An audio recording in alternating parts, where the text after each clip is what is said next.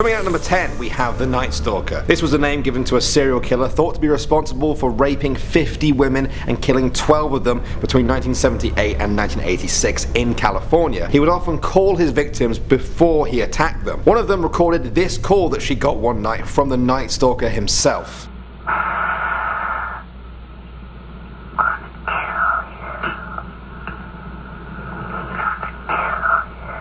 Next up at number 9, we have the honor killings. This horrific 911 call was made by Sarah Saeed. Her and her sister Amina had a strained relationship with their father Yasser, who had set up an arranged marriage for Amina. When she refused, Yasser drove them to a location in his taxi and shot them to death. This was a chilling phone call to the police from that day.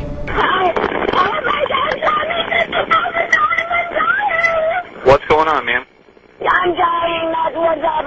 Irving Fire Department. Ma'am, are you still there? Coming out at number 8, we have the weepy voice killer. Michael Stefani was a serial killer in the early 80s who would call the police in hysterics, confessing to what he had just done and trying to apologize for the murders. His sobbing, high-pitched voice earned him the title of the weepy voice killer, but it doesn't make his murders any less horrific. I'm sorry I killed that girl.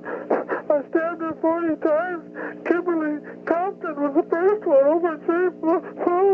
I don't know what's the matter with me. I'm sick. At number 7 now, we have the Bigfoot call. In 1996, a man from a remote part of Washington state made a call to police that there was an unidentified creature standing in his backyard on 2 legs. He said it was 6 foot and 9 inches tall and big. Bigfoot believers are convinced that this was the giant ape-like creature that they have been searching for. Either way, whatever you think, this phone call is scary enough. Do you mail, sir? Yes, I'm on the right heading.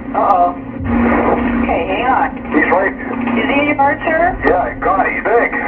Okay, what's he in your yard? He's looking big. The guy is on foot. I don't know what. He's big, real big person. That's all I can say. Okay, it is a person.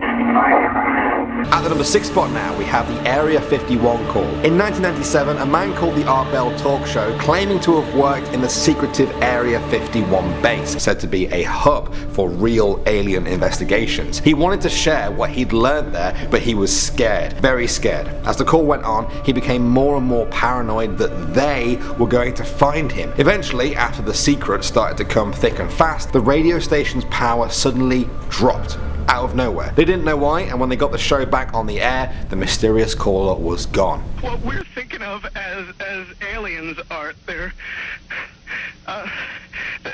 extra-dimensional beings that an earlier precursor of the space program made contact with. Okay, coming in at the number 5 spot now, we have Lisa's call. This is a really chilling call to the police from 1991 from a girl called Lisa. She rang them during a brutal fight between her mother and her stepfather as he tried to beat her to death. Although she was just 6 years old, Lisa managed to call the police, and this was the recording. What's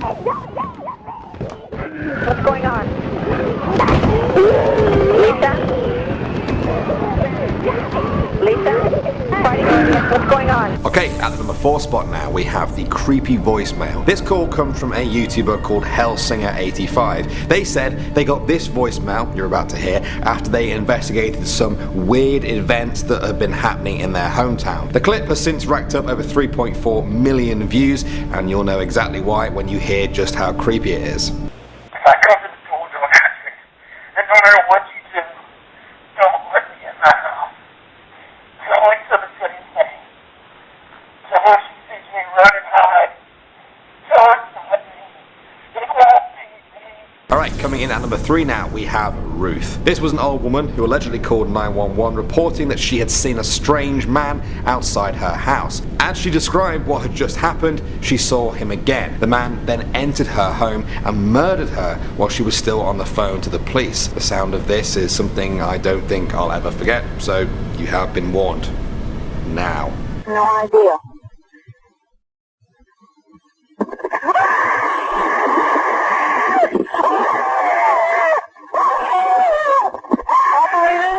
Okay guys, at the number 2 spot now, we have the Jake Evans call. In 2012, at 17 years old, Texas teen Jake Evans shot and killed his mother and sister. When he called the police to report the murders, he sounded eerily calm, like he didn't really understand the seriousness of what he had just done. I just killed my mom and my sister. You just killed your mother and your sister? How did you do that?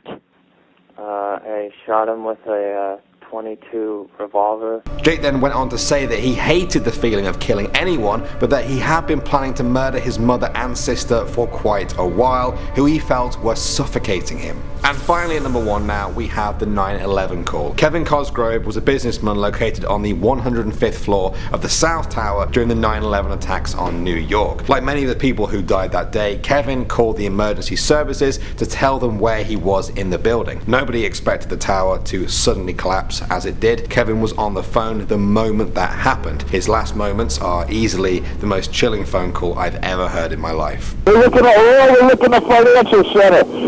2 of us, 2 broken windows. Oh God!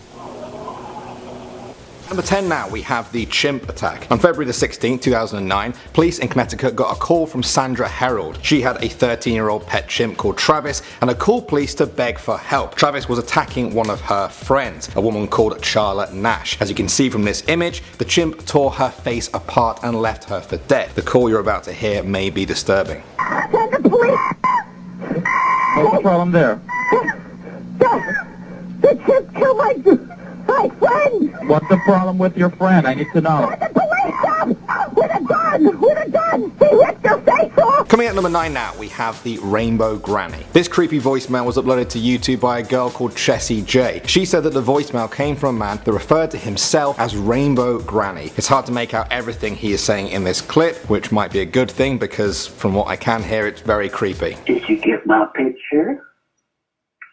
You better call me, or I'm gonna keep calling you. Rainbow Granny loves you, baby. Have a good day and smile. Coming in at number 8 now, we have the calm murderer. In 2014, a 21-year-old man from Florida called Checkinson Sinclair called the police and calmly told them that he had just shot and killed his pregnant wife. If you can't even imagine how a person could say that calmly, then listen to this. His lack of emotion is more than chilling. A murder has been committed. Oh, a murder has been committed? By who? By me, ma'am. By you? Yes, ma'am.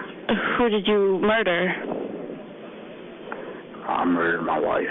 Alright, at number 7 now, we have the wrong number. This clip was uploaded to YouTube in 2010 and has since racked up 100,000 views. A man calls the number asking for someone called Kathy. If you were Kathy and you got this call, what would you do? I'd probably move country. I've been watching you for a long time, and you are rich in love.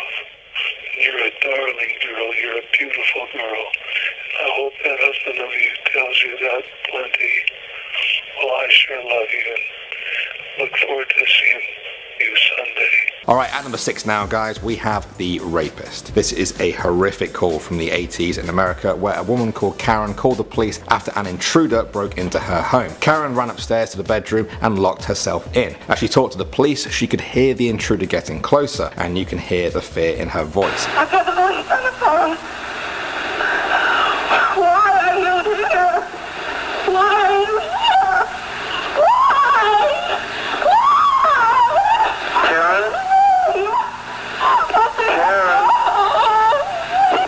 Next up at number 5 now, we have the amputated leg. In 2010, a man called John got his leg cut off at a recycling plant in Florida. He was by himself, he was scared, he was bleeding out, and he thought he was going to die. This was his 911 call. I'm at Smurfit Stone, Orlando, which is on 7th Avenue. I just had my leg amputated by a bailiff. I need a 911 assistance immediately, please. You just had your leg amputated by a bailiff? Yes, ma'am. It is not a joke. I'm gonna die. I'm gonna bleed to death, I'm afraid. Please. Where are you? Thankfully, John survived, and he was the one that uploaded that clip you just heard to YouTube. What a brave guy. Moving on to number 4 now, we have one message, no repeat. In 2011, police in Florida got a call from a 78-year-old man who told them he had shot his 21-year-old wife dead. He gave no reason for it. He then said he would spare the baby's life if the neighbor came to collect it. The call is chilling, and then a neighbor's call is just tragic. I just want to let you know that I killed my wife and that I have a baby in here. I called my neighbors to pick up the baby. Anybody who will pick up the baby is all right. After that, I will take my own life. My neighbor just called and said that he just shot his wife and he's about to burn his house down. Coming in at number 3 now, we have Jonathan Hoffman. On May 18, 2012, this teenager called the police to say that his grandmother had shot him 8 times after a dispute. He later died in hospital. The 75-year-old was sentenced to 20 to 40 years in prison. This was the call that police received from Jonathan. My grandma shot me. Your grandma and grandpa shot you? My grandma. I'm gonna die. Coming in at number 2 now, we have The Power of the Crystal. This call was uploaded to YouTube by a guy called Kevin K. He said it came from a private number and appeared as unknown on his phone. It sounded like 2 people talking, and it just gets weirder and weirder as it goes on. Crystal, crystal shine in the light. Told me there. I love you so much. And finally at number 1 now, we have Don Spirit. In 2014, this Florida man had recently come out of prison for accidentally shooting his young son, killing him. Then, he called police one day to say that he had killed his daughter and 6 of his grandchildren, all 11 years old or younger. He called the police to tell them what he had done, and that when they arrived on the scene, he would then kill himself. He stayed true to his word. I just shot my daughter and shot all my grandkids, and I'll be sitting on my step, and when you get here, I'm going to shoot myself. Okay, how many people? 6 kids, 1 adult. 6 kids and 1 adult? Yeah, one of them is a baby. Starting us off at number 10, we have an abducted woman who calls for help. Is he in the same room with you? Yes. Is it his phone you have? Yes. Are they on the way? No, we have officers we're sending. Please send them up.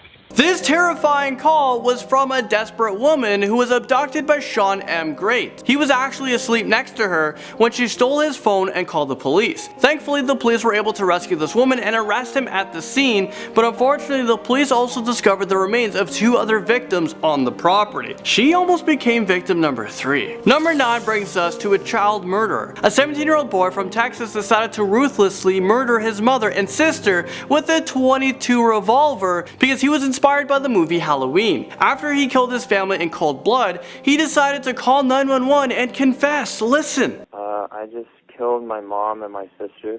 What? I just killed my mom and my sister. You just killed your mother and your sister? How did you do that?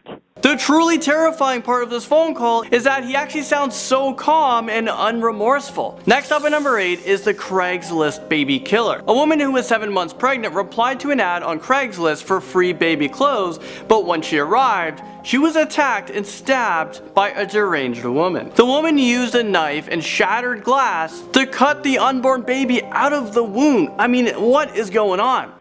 She cut me. Who cut you? Downstairs, I don't know. Okay, hold on. Responded to. Hang on. Hold on. Please. I'm downstairs. Okay, who cut you? This girl. Is this real life right now? This is incredibly sad and heartbreaking. Alright, moving on from that sickness to number 7, we have a little boy hiding in the closet. A 12-year-old boy desperately called 911 after he was hearing people trying to break down the door and come into the house. They eventually make their way inside the same room as the little boy who is hiding inside of the closet. People hurt me. Did they open the door? They opened the door and saw you? Yes, okay. He was home alone and he was smart enough to hide and call 911. You know what? I bet the parents is never gonna leave this boy home alone again, like ever. I think they're gonna invest in like an expensive alarm system because you never know these days. Now at number 6, children attack their parents. My husband, they drugged us with Xanax. They've attacked us. And they're trying to kill us. These parents were drugged with Xanax, attacked, and held at gunpoint by their own 2 sons. The mother made this frantic 911 call, but she was caught by one of the sons. I just heard them say, "Where did Mom go?" They headed upstairs now.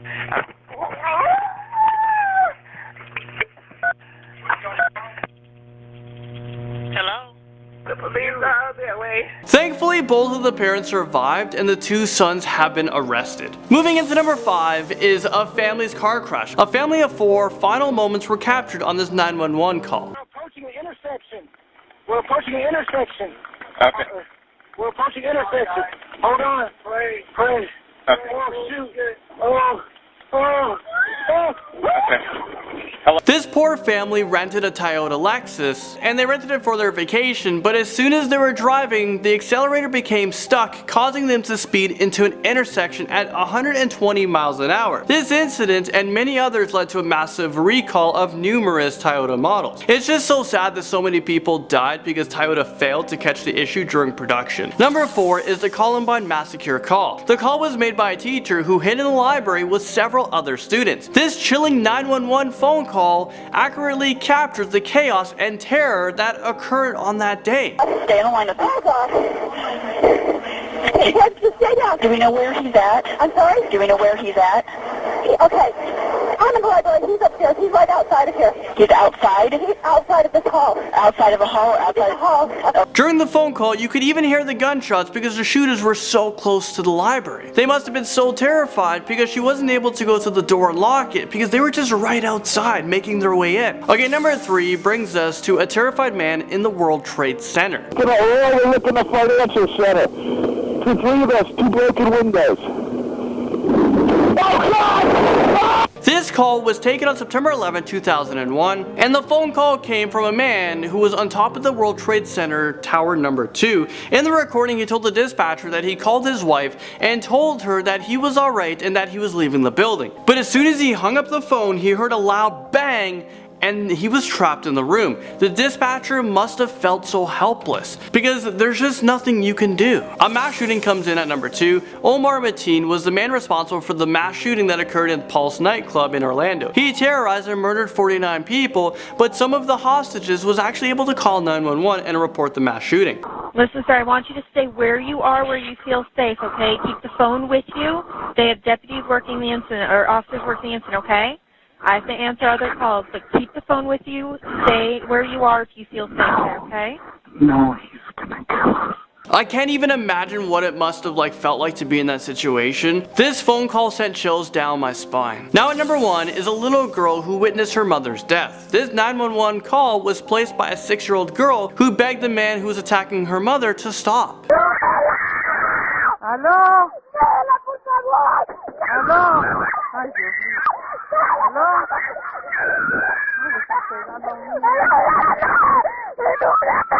This was just a small sample of the clip, and I couldn't even finish listening to it. This poor little girl had to witness her mother getting brutally attacked, but you know what? She was so damn brave to call 911.